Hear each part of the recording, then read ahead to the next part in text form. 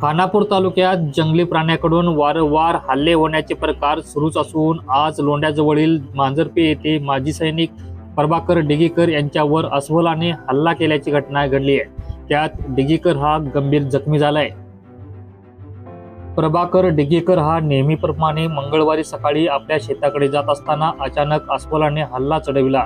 त्यावेळी आजूबाजूच्या शेतातील शेतकरी धावून आल्याने अस्वलाने तिथून पळ काढला। तोपर्यंत डिगीकर यांच्या पायावर, पोटावर, छातीवर अस्वलाने हल्ला करून त्याला जखमी केले होते।